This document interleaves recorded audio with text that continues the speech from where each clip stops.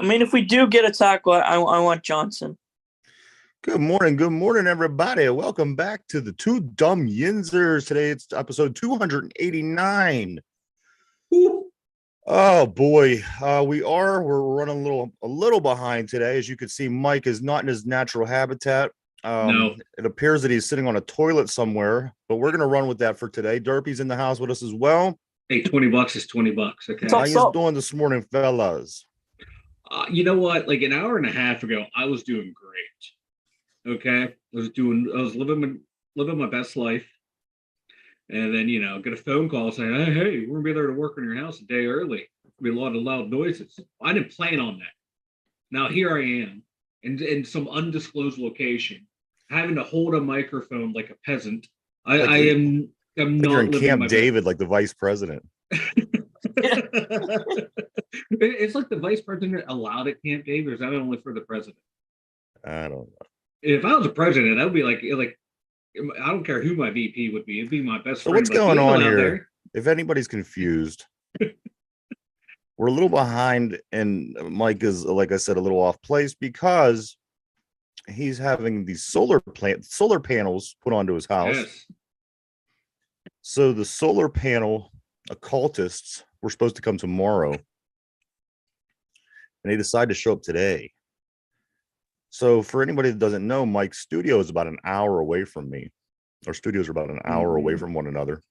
So as Mike finds this out, it was just about, I don't know, it was before the show was supposed to start, but by the time he gets up here, we get set up, go through some troubleshooting issues. Mike and Derpy fight for about 20 minutes. Here we are, everybody. Two Dumb Yinzers, episode 289. It's only going downhill from here, folks. I'm just the funny thing about him and Derpy arguing with one another. Mike throws Derpy out of the room all the time. Uh-huh. He uses a feature. It's send Derpy to the waiting room feature. And when Derpy gets on Mike's nerves, he automatically shoots him out to the waiting room. So it's been entertaining for me, at least. It's great too. I do it, and the whole time I'm like, I hope he comes back. Yeah, right. Hey, he's telling me how to set up my screen and stuff. He was not being very helpful. So I just, you're going to the waiting room. It's you can see I'm frustrated. And what do? He kept pressing buttons. So I pressed the main control button. Okay. Ryan, decides what we're going to talk about for the day, and I decide who's going to be on the show that day, and I just kick people off. I like it. I don't understand you two.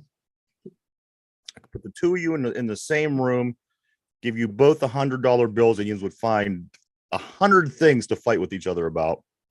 Yeah, because I'm right and he's wrong. Okay. That keeps the show going around, everybody. I feel like I'm like one of these reporters who's over in like in a war-torn country right now. You look air like raid you're sirens are going to go off. Yeah. I'm liking it right now. I'm expecting to look at your monitor, look at the monitor of you and see a helmet on, or one of the protective vests. Oh, we got from a Nicole Rodriguez, tried to be his mom. LOL. Is that your mom, Derpy? What? Derpy, you get on here right this instant, mister. What's your mom's first name? Yeah, Nicole. Nicole. Is it Nicole Rodriguez? Yes. Okay, so your mom. She just said try to be his mom. So your mom's making it really easy for Mike today because she gets on and she takes a stab at her Derpy. I like it. As Mike is going on and on and on. Oh no. And I just and this is getting better. This show is getting better as the time goes on. So Derpy, you just pipe down, mister. We have to talk to your mother real quick. Oh, this is great. I love it. But no, I do I do feel like I am in a I'm gonna be like Geraldo. I'm just gonna start drawing on the ground like our position and give her what position away to the enemy. Well, I do want to say welcome to the show, Derpy's mom. Yes, great to hear from you. Really was. Yeah. We might be making a trade here. We're going to trade Derpy for Derpy's mom. If you keep talking about Ohio State and making me mad about my Penn State team, to keep peeking out to the waiting room. We're going to make a trade. All right, guys. Let's talk some draft today. You know what? Derpy's been chomping at the bit. He's been on my ass. Me too. This is where Derpy and I unite. Now, here's the thing. I couldn't get, through a word through edgewise with Derpy. I'm trying to talk about things, and it's draft. And this has been going on for months. So I think that today we dip into the draft. We're going to dip our toe into the draft. And Derpy's mom, your mom just said now. She says, I'm in trouble now.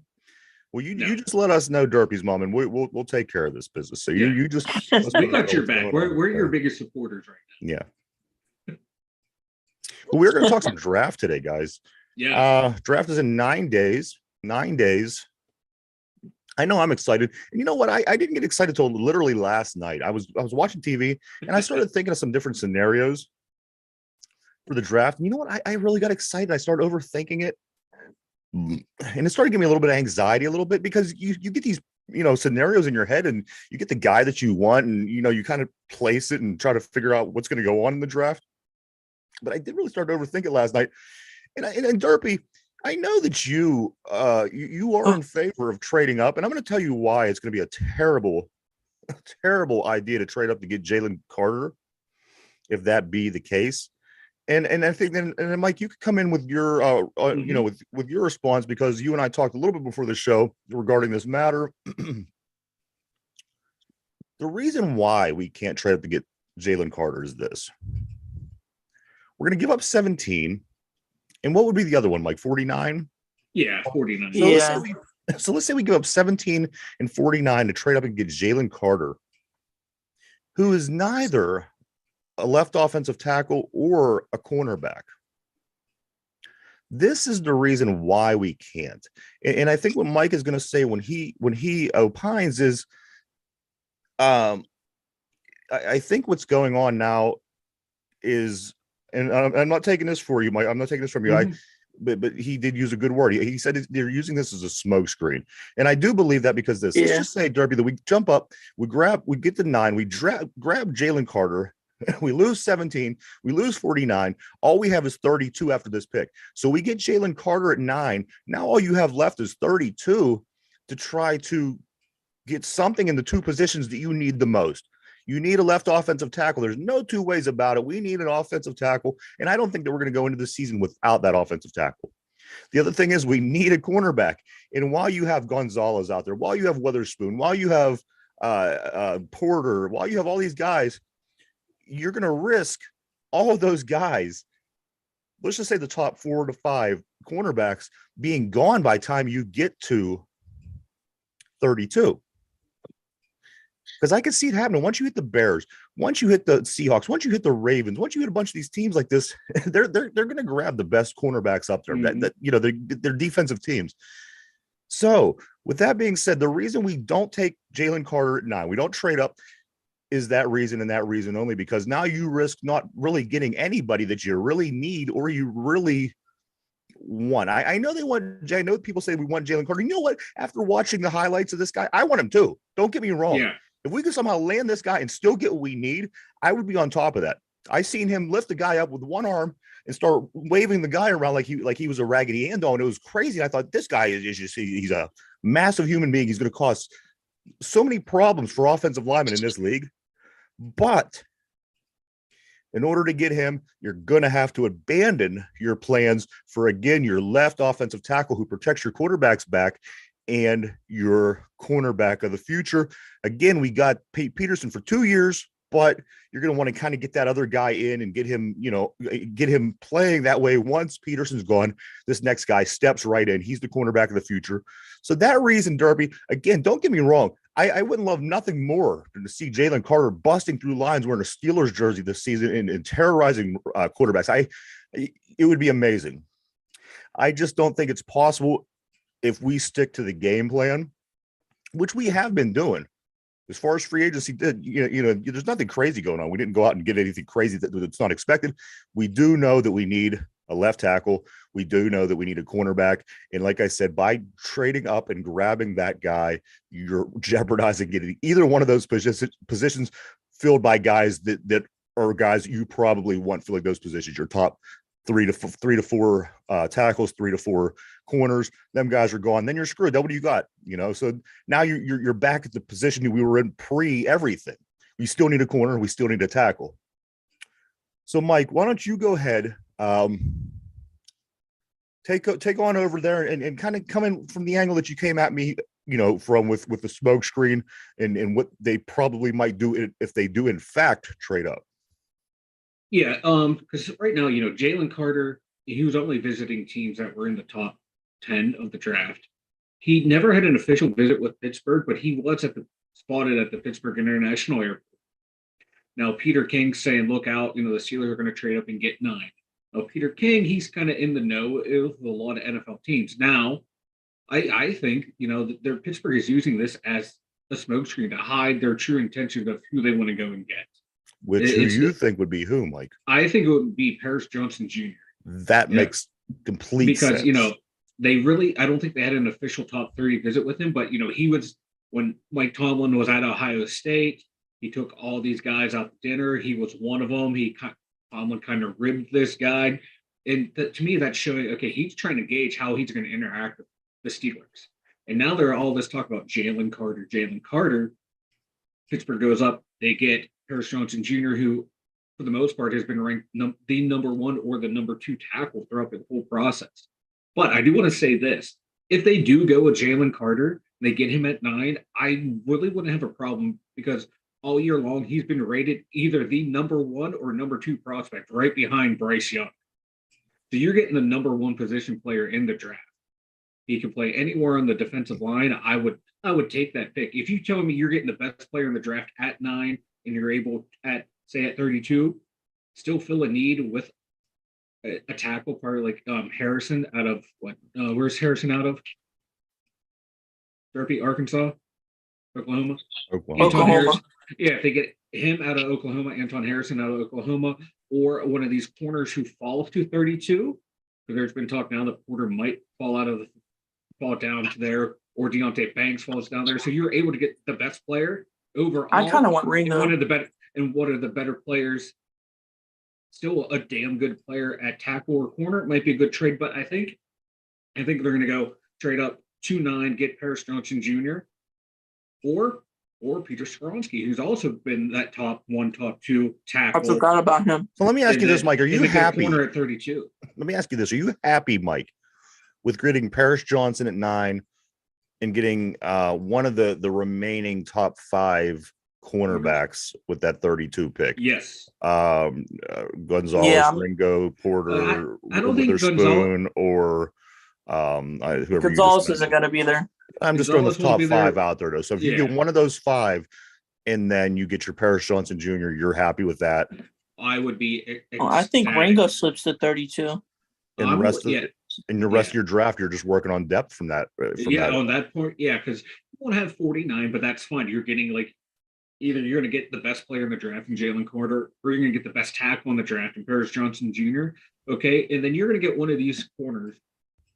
Either a Deontay Banks, a Joey Porter Jr., Emmanuel Forbes, or Cam Smith. I would be happy with any of those corners. I think they all have real good potential. Or even like Derpy said, you can get Keely Ringo down later in the 3rd round, who 2 years ago, his freshman year was going to be a top 10 pick, but he had some injuries and set him back. But the talent is still there, still evident. So you can get him, and I would still like that. The 3rd round, get someone else in round 2. As a linebacker, maybe pick, reach a little to get Jack Campbell at 32. I want to be opposed with that, or someone along those lines. If you tell me you're getting the best tackle in the draft, I'm fine with that, because you think right now, okay, we have our franchise running back, we have our franchise quarterback, we're going to get our franchise left tackle. And then if you can get a corner at 32 that you can project to be a starter in the league, those are your 3 most important positions, all addressed in the past 2 drafts, I would be happy. Let me ask you this now. When the season starts and Nick Chubb is running up the middle of the field and running for 130 yards, what will be done? What could we say will be done at that point that we could say, well, we tried this in fixing the stuff, fixing the people that are going to be stuffing up holes. Just didn't. It really wasn't addressed. I mean, we got this guy from San Diego. We got another guy from. But I mean, these guys are again, they're bargain buys. So They are. So then if you know, get so- Jalen Carter at 9, you hope that problem's not there. That's the balancing act you got to play. yeah, and I mean, those are the 3 big things that we need. Obviously, we need the tackle, we need the corner, we need something in the middle of the line on defense. Edge. Need a backup edge, yeah. Yeah, I mean, they have to Well, work. you're on not Maybe gonna maybe a receiver too. Maybe. You lose. Let's just say you lose T.J. Watt in week 2, which is very possible. I mean, Very say what you want. It's a very, very, very possible. And that's where I thought that Bud Dupree could have been a good thing. Yeah. Even though he played the opposite side of the field, it could have been worked out. Something could have, and it would have been nice because the guy knows the defense. The guy, So we do have other holes, yes, of course, and everybody does. Don't get me wrong. Every team does. Mike. Ryan. Sorry. Yeah. The one guy that I think we might take though, like in the later rounds, it's an edge. Okay. Is the guy from USC? USC. The Tula. Yeah. Yeah. He. See. Maybe. Yeah. Later rounds. No, later rounds. Yeah. No, 6'3", 266. Yeah, I think he's going to be more of a down lineman, though, don't you? Or you think he's going to be line up on edge? Either one. We just need someone like that, though. Who's this other guy? I think he's from Ohio State. the guy that Pittsburgh is deeming lazy. Who was this lineman? Anybody catch this? From Ohio State? I believe he was one of the Ohio State linemen. Oh, Jones? Maybe Jones. DeJuan Jones. Yeah, because they went on and on, but just about how they lost interest in him because he was lazy. He didn't put forth the effort, I guess. I don't know. So that hurts somebody like him. Yeah. You're coming from the offensive line of the Ohio State Buckeyes. You're going to get looks, of course. And for that to be your downfall is, you're coming off as lazy. That sucks for him. Or this is what they're doing. They're trading up to 9, getting Jalen Carter at 9, and tamping down the expectations on DeJuan Jones to grab him at 32, move him to right tackle, and move Chooks over to left, and have him Chooks and Dan Moore fight over the left side. Yeah. That way you address 2 positions right there. You address your defensive line, you address your offensive line, and by drafting DeJuan Jones, by saying he's lazy, forcing his draft stock down, draft him, put him to right, Chooks to left. You stall 2 birds with 1 stone right there and draft a corner, in round 3. You trust Chooks as your left? More That's than a lot of responsibility, man. More than I trust Dan Moore. Yeah. But yeah, I want one of the 3 top left tackles, but to do that, I think we do have to trade up. But if we're trading up to 9, it's got to be either Paris Johnson Jr. or Skronsky. Or if they shock the world and get Jalen Carter, I'd love it. And he had that major off the field issue, but stuff I've read and his teammates loved him, his coaches loved him. I know Spielman, the ex-GM from Detroit, saying, "Oh, he takes plays off here and there." You were the ex-GM of Detroit who drafted nobody when you were there, so I really don't trust his. I got to tell you, perspective. We got to like what Detroit's looking like. You know what they're doing now? Yeah, my goodness. now is really and I seen a mock draft yesterday that just had everything falling in line for them, and it wasn't even like I was following them. It wasn't for our people even making the draft. And I'm just looking, I'm thinking, man, they could really put this team together up there in Detroit. Watch out for them guys. Yeah. I know that P laughed at me earlier a couple of weeks ago when I made the comment, but you know what? If Detroit keeps making the moves that they're making and they're going after the guys, I think they're going to go after the draft. Watch out for that team out of the NFC, man. They're due though. They're one of the oldest franchises in the league. And never even been to the Super Bowl, so I hope they do well. They're building a nice little squad up there. Absolutely, man. I like it. I like it. I don't like other teams. I have a question for Derby. Yeah. Let's say they trade up to 9. They don't take Yeah. Jalen Carter and say somehow he gets picked somewhere else. Like, soon as we trade up, boom. No, let's say we trade up to 9. Jalen Carter's still there, but some reason Paris Johnson Jr. is gone. Bronski's gone. And let's say Carter's gone too. Those 3 players are gone. Who do you take at 9? Would you even trade up at that point? If Let's say like they trade up early to get that spot, like a pick before, and like a team, as they trade up, a team goes in and picks Jalen Carter like 2 picks before them. I'm just saying a hypothetical. They get a jump on everyone else because they notice, oh, Paris Johnson went early, Skronsky went early. We need to trade up to get someone else that we want, and then Jalen Carter's gone. Gonzalez is gone. Who do you go from there? Yeah. That's a nice little, like a weird little. That's a good exercise. question there. Yeah, there's a lot of good players going. It's gonna be interesting to see. Do they wait until the 9th pick is there, or they trade up early? let me ask you this: Because teams have done that in the past too. They trade up early to get their spot. this question's for both of you.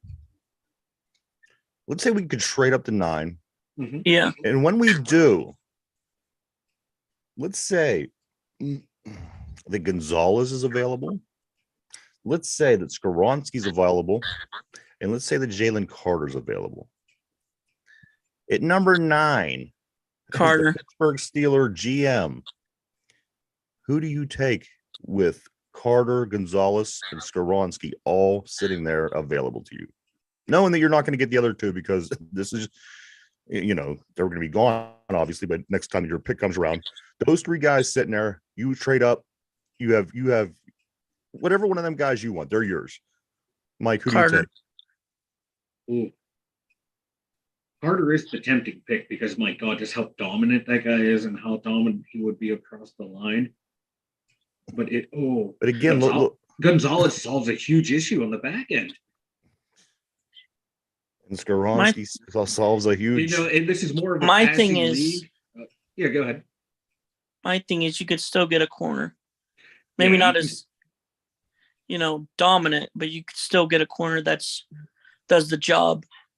Yeah, I would even if you're. Let's just say that 49's your next pick. Yeah. Ooh, or 47. Yeah, that third even round at pick. 49. At 49, You could still get someone. Yeah, you can still get a corner. I think Cam Smith might be available. Keely Ringo would be available. I would like those 2 Phillips, guys. maybe. Phillips out of Utah, yeah, he would be available. Like quarterback, cornerback, left tackle are your 3 most important positions. And oh God, to pick one of those 2 at 9, I would take Gonzalez at 9. No, because you said you want to get a because you're in your hypothetical right now. You're saying 32 is gone. Right, because to get you at 9, I'm taking my left tackle. I'm taking Sure. my left tackle. You're getting and your Skronsky. I'm taking my Skronsky, rolling my dice. I will get a corner at 49 and Siaka Ika later in the draft, or like a Moro Ojimo out of Texas down in the 4th, 5th round. Now let me ask you this, Derpy, you did say Carter. I didn't. Yeah, I would take Carter because he's a day one impactful guy. Kind of like he's an Aaron Donald game changer. Yeah, now, let me ask you this: Quentin Williams type player. Now, let's not change your position. Let's say that you guys are the GM. Okay, you're coming into this draft. What is your game plan as Omar Khan, as Weedle, as these people are sitting down, look at their papers? You're sitting on one side of the table, Mike. Derpy's sitting on the other side of the table. You're coming up with a game plan. Do you see now? To me, it seems like both you guys like this idea of trading up. Me, I like the idea of taking 17, 32, and 49. But just kind of walk me through what you would do if you were sitting, there with everything on the table that these gentlemen have. Considering that Gonzalez will probably be gone, considering that you're going to have to trade up to get either Paris Johnson Jr. or Jalen Carter, everything. Keep it real. You're the GM. What do you do, Mike? What's your What's your approach? What's your first round? Who do you take? Where are we at? So here it's all about who's getting picked at, like who starts coming off the board. But Yeah. you figure your top two picks are probably going to be quarterback. So Carolina's taking a quarterback, Texans taking a quarterback. Then you're going to look at 3 and 4 between Arizona and the Colts. I think Arizona's going to take a defensive player, either Tyree Wilson or Will Anderson Jr. out of Alabama. Colts are going to take a quarterback. Then it gets interesting. You have Denver at 5. They can be a wild card. They can take Jalen Carter. Yeah. They need defensive line help. And I can see Carter going there at 5. So if he's gone at 5, I'm going to hold pat for a couple more picks to see what kind of who's coming off the board. Are we losing linemen? Do like one of the top tackles starts coming off the board? Does like Skronsky come off, or does Eric Johnson Jr. come off? Once one of those are gone, I'm trading up to 9. I'm not going to lose out on a run of offensive linemen, because once tackles start coming off the board, cornerbacks start coming off the board, they tend to go kind of quick because teams start to go, oh yeah, we need this guy. We need this guy, because you always need the left tackle. And teams always need corners. It's all going to depend on what position starts to go first. If corners start to go first, I'm staying pat because I'm going to get what I need later in the draft. But if tackles start going off the board, I'm trading up. Derpy, about you, man? I'm somewhat with Mike, but I'd rather stay put with what we have. Who's your main first round target realistically? Derpy. Realistically, Yeah. Who would you dance up and down, run down the hallways, waving your arms back and forth because you were so excited? Who is your number one? And like I said, keep it real. for real. Yeah. For real. Okay. The Ohio State enemy, which it's not going to probably happen, but the Ohio State enemy is JSN. Okay. Jackson Smith, the Java. But He's a receiver, correct? He's a receiver. yes, the realistic one is Paris Johnson or Gonzalez. Mike. Mine That's are really like. yeah. My like if I get any of those 3 top tackles of Peter Skronsky for Northwestern, Paris Johnson Jr. of Ohio State, or Broderick Jones of Georgia, I will be ecstatic. Those are 3 real possibilities that might fall to 17. I think one of them might be there. If we get one of those guys, I am happy because, like I said, we think we have our franchise quarterback.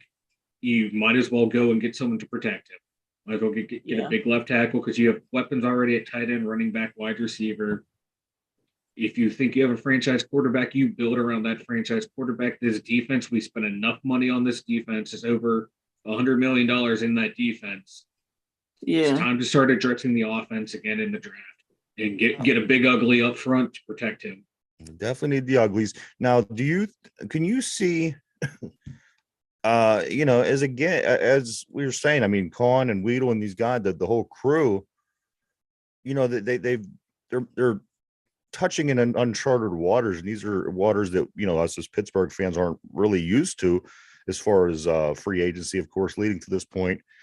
Do you see? Let me ask you this: any chance of them taking a rogue move and grabbing somebody that we wouldn't have even considered? And I'm not even saying outside of the positions. I'm not saying they're going to go and grab a tight end, because of course that's not going to happen. But do you think it's going to land within these names that we're saying, or can you see our pick come around in the first quarter and you think everyone just kind of looks around at each other and says, "Wow, I didn't see that coming"? Do you think that's a possibility? If there's going to be one, it would be either, God, I can see them doing this, Osiris Torrance, the big guard out of Florida, or if they want to go completely off the board because they missed on Tyler Limbaugh last year and the year before Creed Humphreys, who might be the second best center in the NFL. I see them reaching on a center.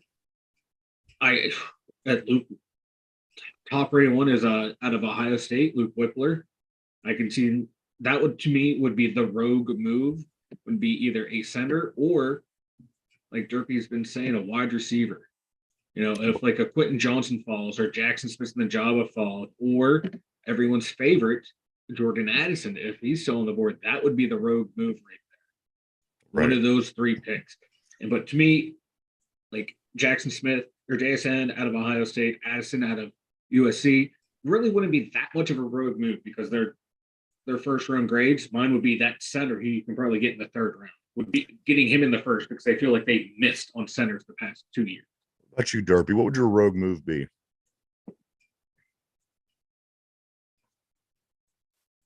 Rogue move. Rogue move. I gotta see who's up there. So I spent I had a whole 12 minutes soliloquy going on over there, and you couldn't look. I was trying to. Well, He was trying to pay attention because if he doesn't, you yell at him. I yell at him anyway. If I, I didn't mean- like, just imagine if I didn't like Derpy, what would be going I on? tell you what, we right are going to need to have a parent-teacher meeting with. Maybe a I do have to linebacker? put that out there. Ooh, you think a linebacker in first? That's the Steeler MO right there. Taking Maybe Nolan Smith. Nolan Smith would be a good, yeah. He's the linebacker out of, oh my God, I forget. Is he Georgia. Clemson? Georgia. Oh, they have him as Miles Murphy would be, There's a lot of good players at Georgia. I'm looking at these available players last night. Miles Murphy would be crazy. Between the people from Clemson. Ohio State and Georgia, it was unbelievable. Yeah. The talent. like trade all the way up, trade 17, trade 32, trade 49, just go all in, get Will Anderson Jr. You're right. Yeah, like no, You know what? I wouldn't but be. yeah, I wouldn't be crazy enough to do that. I would love to do that in a heartbeat. I like if we didn't have as many holes as we did on this team, I'd be like go all in for him, and because Watt's going to get hurt. So Yeah. just imagine him there, and you can just get rid of Highsmith. You would be able to trade him, and you'd have. I would like that, but it's not going to happen. But yeah, like I could see like a Nolan Smith, Miles Murphy. What about a Lucas Van Ness? He can play D end and the edge. And that would be out sweet. of Iowa. That would be, if that was a rogue pick, I wouldn't be too mad about it, but it's not what I would love. If he would somehow fall to the second round, I would love Van Ness at 32. And a lot of these mock drafts that I'm coming across, they do have. And speaking of Ohio, you see Jack Campbell dropping. If Jack Campbell's around, let's say third round, Mike, do you go after him? Swoop him up third round. That would be Yeah. perfect for him, but I think you might have to snag him at 49. Like I did a mock draft the other day. I was just bored.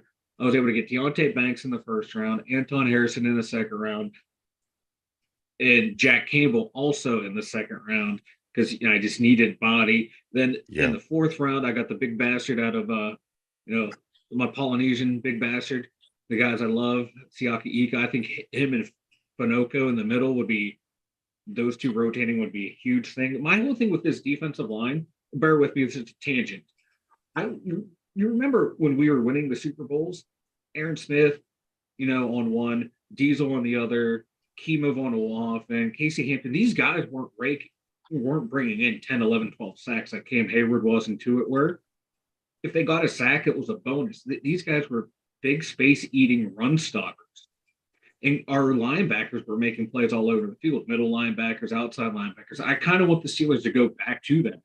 That's why if they get Jalen Carter, I think he can be that guy, but he'd be more like that Cam Hayward. I'm going to go crush the quarterback instead of being a space eater. I want space eaters along that line so my four linebackers can fly around and make plays. But Yeah. I digress. That's why I was saying Ika would be an ideal pick. Could you imagine? I mean, that defensive line, you have Jalen Carter in the middle, you have Cam Hayward, and you have Ogunjobi. Joby. Then all those other guys being able to rotate and keep everyone fresh. I that would be crazy. I just want people to eat up space up front like they're supposed to in 3-4, and I want my four linebackers flying around making crazy plays. the Steelers off-season workout started yesterday, guys. I don't know if you saw this. The guys were Mhm. arriving. All the Steelers are showing up and getting ready. You know what, man? I'm feeling really good about this season, and it's been a lot of fun so far, and just being able to watch this whole process play out under the Omar Khan leadership. It's been a blast, and I can't wait to see all these guys. I can't wait to see all these guys play together. I can't wait till preseason. It just can't get here fast enough. It can't. And God, it's crazy. Like Kaboli said, phase one starts now. Yeah, Phase one in the offseason. It's like NBA playoffs just started, NHL playoffs just started. Baseball only 2 weeks in, almost 3 weeks in, and we're already ready for the NFL to start. I'm loving it. And echo what you said about loving the moves and more content. Foley in the Athletic wrote a great article outlining like everything they've done. He's like, Yeah. now they just need to hit the draft, but also you have to remember some of these guys they've signed in free agency might turn out to be bust. Right now they look Right. like pretty good moves, so it's hard to get. The same thing with the draft. You don't know until a few years down the line how good these guys were. But right now, on paper, it's been a really productive offseason. And a lot of that could be this can be 100%. You're 100% right, Mike, because like with the punter, what do you do when there's a Yeah. punter that's struggling? You bring in another punter. You let them Mhm. go at it. And that rises the level of the player. And Yeah. and that could be the case for a lot of these guys they run. You're not wrong. I think we know who's gonna, I mean, these linebackers aren't going anywhere. We gave away our whole inside linebacking core too. Yeah. Acquire what we did acquire, but as you were mentioning, some of these people on the offensive line, defensive line that we did bring in as free agents, there's a very good chance they're not going to be around. But we're going to see who wants to play. We're going to see who wants to take it to that next level and who wants to be Mhm. that guy. And that's the guy we want. We want that guy to be here. And if they want to be here, it's all going to work out. And get in there, play your ass off, and show you want to win football games, and they'll be fine. But really exciting, everybody. 9 days. I can't wait. 9 days. It's going to be awesome. I can't wait to see what we do crazy. You know something crazy is going to happen. Oh, of course. It's never going to go the way we think it's going to go. I don't know if you guys seen this. Former Bengal, Brown, Raven defensive lineman Chris Smith passes away at 31 yesterday. I saw that. That is Yeah. wild. Crazy. 31. Jeez. Geez. It's a shame. The reason it caught my eye, of course, it catches your eye because someone passes, but the fact that he was also a Bengal, a Brown, and a Raven. Mm-hmm. I thought Ogunjobi was like the only guy that was going for Right? the quadruple crown. But Yeah, no, this guy was, man. That's Maybe he died because of the poverty around those teams. oh, Derpy. My man. He took that to a dark place. Take it to a dark place for one more second. I just have to fix this light. I don't know why it keeps going out on me, Mike. You know how it is. Speaking of like a dark place, I just did a mock draft. I traded up to 9, and I had to pick between Skronsky or Witherspoon. Oh, That was a hard one. Yeah. So I took Skronsky in 1. I took Emmanuel Forbes at 32. So I kind of hope that's not how it goes for the Steelers if they trade up to 9. But you never know. You never know. That's why I love the draft, especially right now, man. It's heating up. All the different rumors that you're hearing, like who's rising, who's falling, what teams think someone's lazy. Like DeJuan Jones coming, Steelers saying he's lazy. Like the Steelers never talk about prospects, good or bad, in the draft process, and for that to come out, that's wild to me. Yeah, it blew my mind. But 9 days away, I can't wait. It's gonna be a wild one to see what we do, especially right now. I don't know if you saw this, Derpy, but there's reports going on that CJ Stroud might slip out of the top 3. wow. Yeah, where Frank Wright. Yeah, because of really, what? Because his what was it again? I don't know, because I know Frank Wright really likes him, but the front offense likes Bryce Young even more. Yeah, but there was a reason. I know why he's dropping or supposed to be dropping. To me, this is weird. There's been I think they wrong. did a test and he somewhat failed, or Oh, like that flash intelligence test, Yeah, and whatever. that's what it is. Yeah, that one of those stupid BS things. Terry Bradshaw was done as a boxer rocks, and he could sling up a football. He could play ball. If you're yeah, come on now, you don't have to be a rocket scientist back there. If that's the case, Fitzpatrick, who went to Harvard, should be the greatest quarterback of all times. Josh Dobbs should be one of the greatest quarterbacks of all times because of how smart he is. And there's intelligence, and then there's football smarts. And you look at CJ Stroud, he has football smarts. I mean, just let's go back and watch that national championship game. That dude played it. He left it all out on the field. He made all the right throws. To me, I'm taking him at number one. I mean, I want to say this though. From Tomlin's perspective, I think I know 5 guys that he wants. Ooh, all right, let's hear it. Obviously, probably Carter, Yep, Jalen Carter, Paris, Paris Johnson Jr. Yep. and I don't know if you saw this like a couple weeks ago. He was at Clemson. Yeah. He wants one of those guys. Those defensive linemen. Looking at his face, he wanted Murphy, he wanted Brees, or he wanted Simpson. He won one of them. You give me Brian Brees. I'm starting to fall out of love with, but the other ones like was it? He Miles won one Murphy? of them. By the look of his face, he wanted one of them. Oh yeah, and you're not going to get either of them at 17, 32, or 49. Yeah. Yeah, Miles Murphy's going to be gone early too. So it is what it is at this point. So, but those are the 5 guys I think Tomlin wants, like big time. Yeah. Oh yeah. Tomlin's. He's a bad poker player. He. We saw all last year. Every quarterback he went and saw, he had that big smile. Well, actually, Yeah. I take that back. When they were watching Kenny, he kept things kind of close to the vest. When they Yeah. were watching all the other ones, he had those big smiles on his face. Everyone thought that's where Pittsburgh was going to go, and then we swerved everyone and went a different direction. So I take that back. Maybe Tomlin is a damn good poker player. The Heinz bottles are back, Mike. The Heinz bottle is back.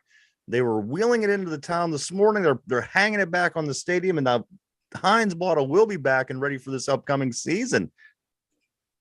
Buy or sell. Really cry over that. You like the I'm Heinz simply- bottle? I'm selling the Heinz bottle. Derpy, you take this one because I got nothing positive to say. We really cried about that. Come on. Thank you, Derpy. I know. Thank you. Our Thank fan you. base really cried about that. Yeah, this shows you how far the Steelers fans have fallen. Okay. I don't know what that means, but I was built. I think that this is a. I think this we used is. to cry about. I think this is a not complaint winning in the Super any Bowl. city, though. Well, yeah, but My thing is, those have been there since it was built in 2001. Right. In any town would have the same issue, I think, if something similar like that would happen in their town. I myself, I think that, if they want to put it up there, cool. I think that it's cool that Acrisure, agrees and lets them do that. And but what? I haven't seen as many people as excited as I seen people were bummed out whenever it was initially gone. I think hopefully maybe that kind of came and passed with people. And again, let's focus on football. You know what? If I would have trolled them and brought in the Hunts. Antonio Brown says he's the sole owner of the Indoor Albany football team. However, his co-owners disagree. Ooh, good Please, job, somebody tell me what's going on with this guy. Mike, do you know anything about this story? The only story I saw with AB was like he was at the game and he was on the field along like the barrier, high-fiving fans, talking to him, and security came up to him like, "You're not allowed out here." They didn't know who he was. They didn't know he was an owner. I thought that's where we were going. According to him, he's the sole owner. But again, his co-owners disagree.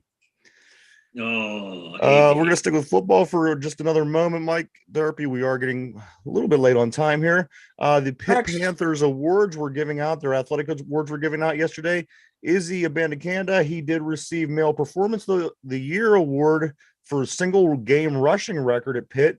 Also, from the spring, there's two players that got the Ed Conway Award, which is the most improved players of the spring, which was Carter Johnson and Nakai Johnson. And finally, Mike, the Comeback Player of the Year award in the Pitt Athletic Awards. Now, this was it's the James Conner Award. Obviously, he went through, the cancer, came back. Nike Sabandi. Sabandi did win the Comeback Player of the Year award amongst many other athletes within the school. But those three are groups and sports that we do talk about on the regular.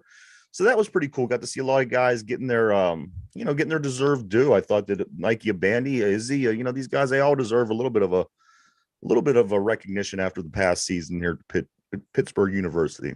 I like it. Yes, they did well deserved to all of them. Congrats.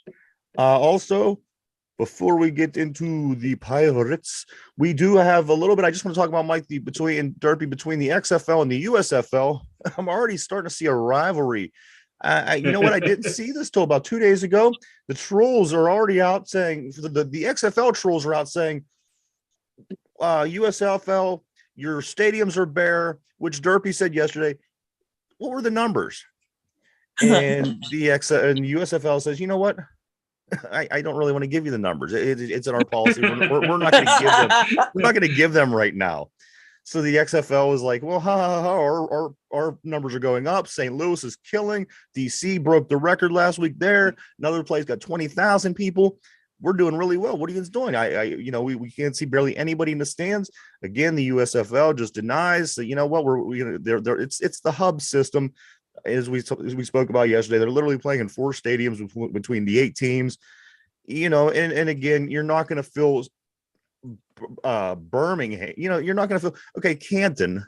You're not going to fill Canton up with Pittsburgh fans. You're just not. Of course, it is closer. You're going to get your Pittsburgh fans to come over, but comparing it to a DC where everybody's from DC in the XFL, or comparing it with St. Louis or Seattle where everybody, these fan bases are right there in the city. Their stadium's right there in the city. They make their way down. They watch these games.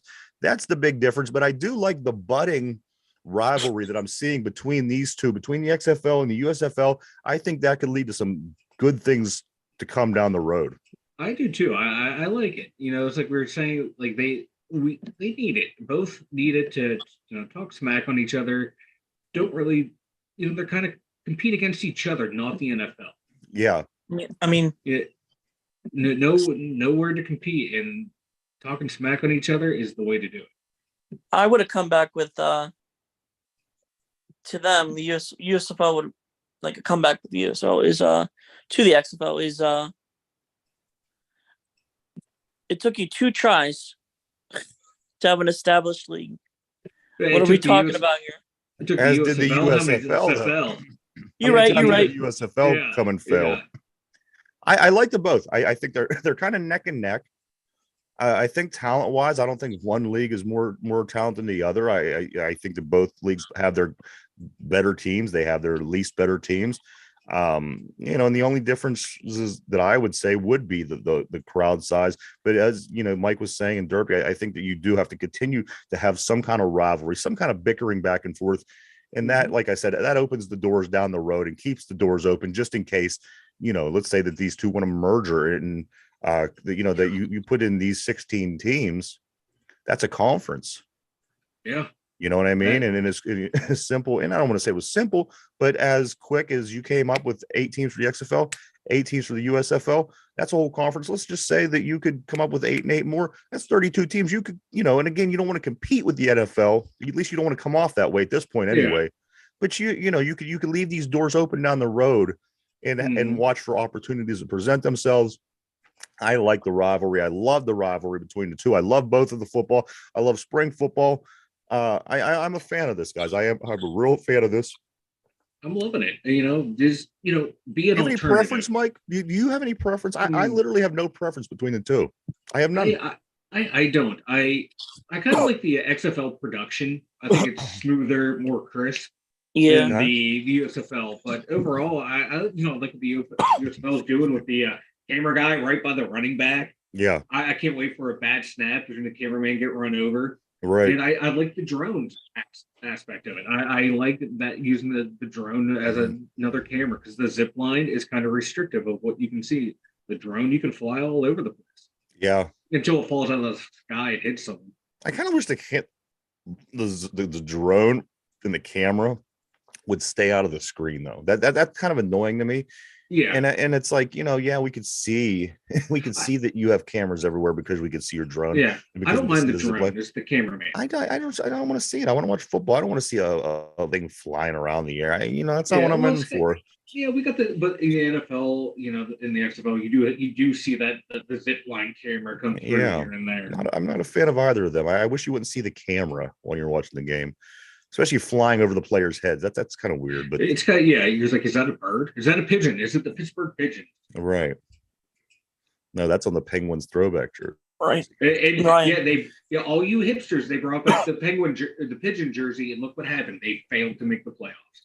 I do want to mention one thing, and before we go over to the Pirates talk, the baseball talk. I have to mention something too. All right, go ahead, Derpy, real quick. It's I didn't get to get onto it, but it's NFL news. Apparently, there's an article going around. I don't know if it's true or not, but supposedly the Cleveland Poverty Browns are rebuilding their stadium. I did hear this, yeah. And they're getting they may a not new play stadium. home games. Yes, making a new stadium. And what was the last thing you said? Basically, I don't know if it's this year, but they most definitely would have to play at a designated site. Yeah, they can go play at Canton. Let them go play at Canton. I just had to mention that. That's all. I did see that the other day. And what's funny is they just renamed their stadium. That's that makes it more funny. And just in case Derpy's mom is still listening, I would like you to play to do earmuffs real quick, Derpy's mom, because I did forget.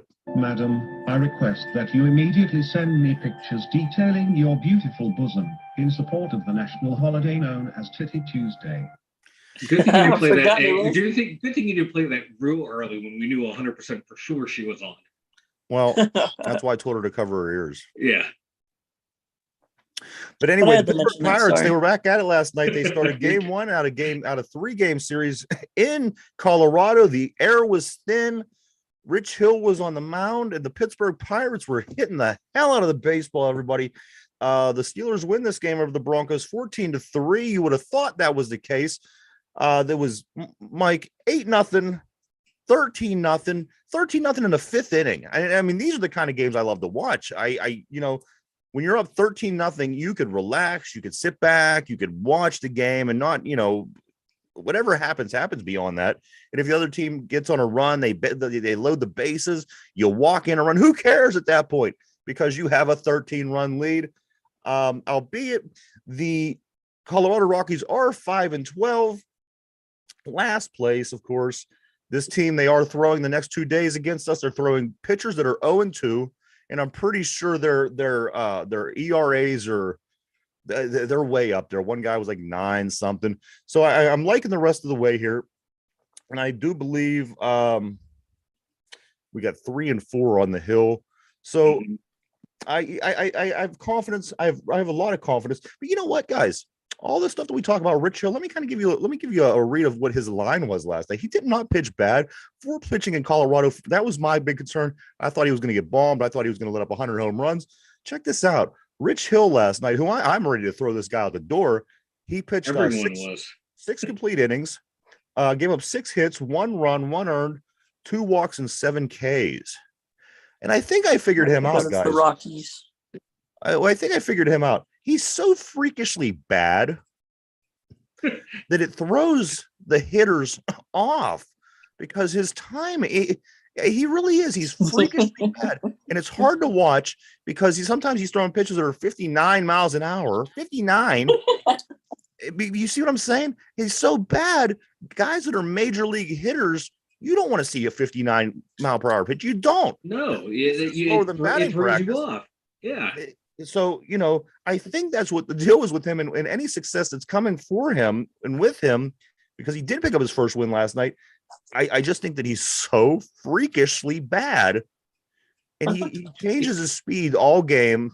You know, one pitch at 60, one pitch it's 84. And don't get me wrong, don't get much higher than 84, but he does. It's just constant speed pitch change, and I know that messes people up, and I seen it messing people up last night, and guys were swinging way too early, way too late. So he has that going for him until you come across a team that's good and they're going to hit you just because they're a good hitting team. You know, like teams like this, like Colorado, it worked fine. Again, you heard the line that I read you. I mean, you would have thought that he was a premier pitcher, but Derby, you did hit it on the head too. This was Colorado. Rich Hill, boy, this is going to be a ride with this guy. Also in this game, it is. You know, like you were saying that you were done with him. I think the entire city of Pittsburgh, we were done with him. Yeah. After his first start, now, give us some wins, man. I'm like still done with him, but until his next start. Once he blows up in his next start, I'll be back to being done with him. It's the Pirates are winning the games that they're supposed to win. As I mentioned earlier, they're 3-1 in one-run games. They've scored 13 runs against the White Sox. They scored 14 last night. They're doing little things that you notice good teams do, and I'm liking that. Again, no, they're not an elite team, and I'm not saying that, but they are sitting at 10-7. They're 3 games away, Mike, from my second tier of 10 games that I look at when I go back and they got 2 more against Colorado. So they have 3 games left. They're 10-7. They got 2 more against Colorado. And then the first game of the home series against the Reds will complete that 20 games. So we'll be able to go back and look at it from 2 columns of 10 games. And so far, so good. I mean, you really, for the Pittsburgh Pirates, you can't complain what's going on. And here's some of the other numbers from last night. Matthias, who people are complaining up and down about, Matthias, he comes in, he gets 4 hits last night. Andrew McCutchen, out of nowhere. McCutchen, who's over the hill. Why we bring this guy back? He's just a PR move. What I said over and over. Don't get me wrong. These are my words. He hit a home run in the first inning to get the whole show started. Once he hit that home run, it was like dominoes. And he ended out with 2 hits last night. Hayes gets 3 RBIs. Connor Joe, as a matter of fact, was the only guy in the starting lineup that did not get a hit. Most guys got multiple hits. Yes, it was the Colorado Rockies. I'll say that one more time. But again, for this Pittsburgh Pirates team, these are things that we generally go to these bad teams and we struggle. We go out west, we lose to the Colorado Rockies because we don't play good in the thin air, whatever. These are the games you need to win. These are the games you need to win. Like good teams win these games, and maybe the Buccos are rounding into form. What's up, Dirk? Well, they play breaking news. What do we got? The Steelers are bringing ex-Rams wide receiver Allen Robinson for a physical. Okay. Ooh. Interesting. Ooh, I kind of like this. He's old. He's old, but he's the perfect role. And there's that veteran receiver that you wanted. He's a pro's pro. He's consummate professional in the NFL. Come on, Penn State Derby. So I don't know how much you like him. Guys, we're down to the 2-minute warning. So just a couple more things to finish, then we got to cut out, guys. Thank you for that update. That's awesome. I'm going to look more into that after the show as well. Learn a little bit about this gentleman. Today 8:20 or 8:40. The Pirates do play again. They play the Rockies. They finish up the series tomorrow at 3:10, and then they start on Thursday. They start a 4-game homestand against the Reds. Notable side note, real quick: the Tampa Bay Rays, Mike, they're 14-3. They're 14-3. We're talking yesterday, weren't they 14-0? Now they're 14-3. Yeah. And also, Derpy, I did see that your Guardians, they played 2 games today. I don't know if there was a rain out or whatnot, but they got 2 games today. Yes, the 9-7. There was a rain out last night. Okay. 2-minute warning, Mike. Why don't you go tell everybody about the website? twodumyinzers.com, the number 2 DUMYINZERS.com. Head on over there. We have links to Spotify, Anchor, YouTube, the best places to catch us. We also have links to Facebook, Twitter, Instagram, and the merchandise store, twodumyinzers.com. There you go, everybody. Go check it out. The website is www.2wnsers.com.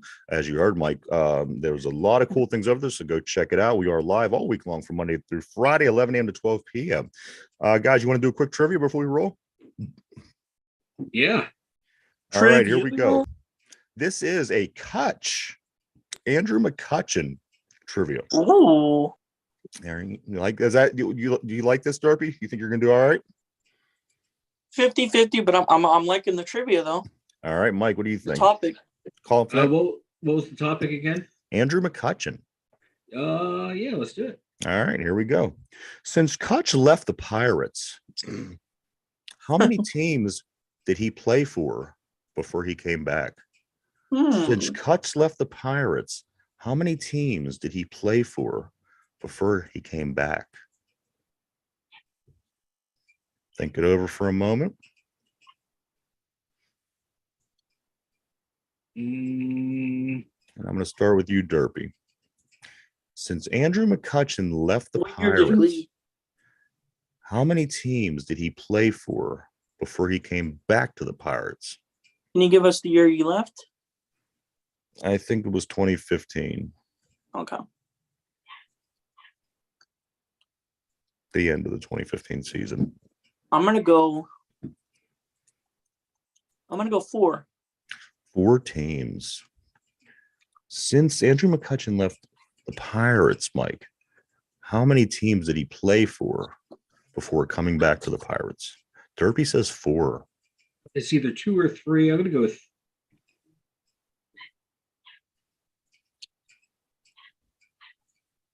Go with 3. Go with 3. So Mike says 3. Derpy says It's 4. got to be 3 or 4. You want me to lock these guys both in with those answers? 3 for Mike and 4 for Derpy? Yeah. Mm-hmm. It's one of them. All right. One more time.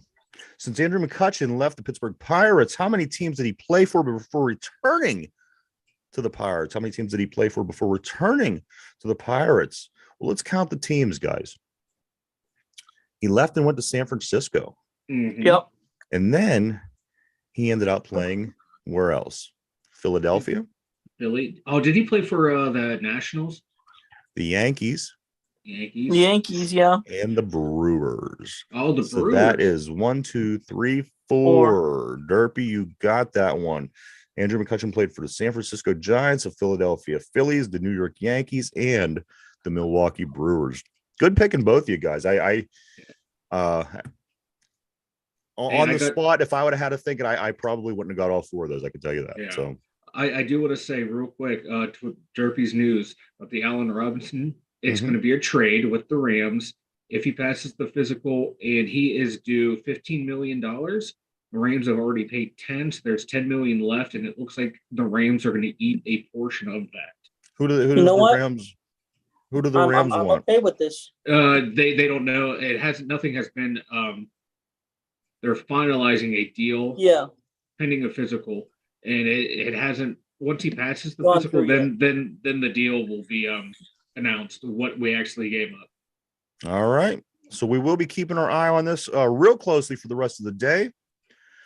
Unfortunately, it's time for us to bounce. Derpy, what's give us some wisdom, my man. Give us something to get us through the rest of this day.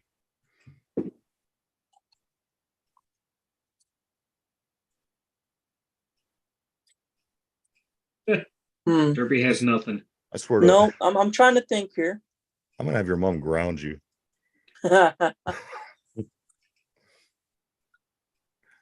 Never become friends with a Boston fan. I could okay. That totally makes sense, Mike. Or a Philly fan. And that makes even more sense. Mike, give me some wisdom, man, to send us off. Guys are hitting the homework hard, I see. Huh? I am. I'm literally scrolling Twitter to see what's happening here at the moment. I got nothing. I'm sorry. I was just reading all about the Allen Robinson, trying to figure out what is going on, who we're giving up, what are we giving up. There's nothing in place yet. Tell you what, the guys whose line is it anyway? They're not. Their jobs aren't in any jeopardy. I can tell you that. No, God, no, because I am not improv. No, Okay. but hey, no, great show today, guys. Of course, so we got to talk about Awesome the show. draft a lot. And I know Yes. that Derpy and Mike and everybody wanted to get going on the draft. And as we said, we are 9 days out, so we will be hitting the draft a little bit more every day. I can't wait. I just can't wait till next week. It's big stuff. We're all really excited here at the Two Dumb Yinzers. For Mike, Ryan, Derpy, the Two Dumb Yinzers, everybody have a great day. We'll see you tomorrow. Bye bye. See ya.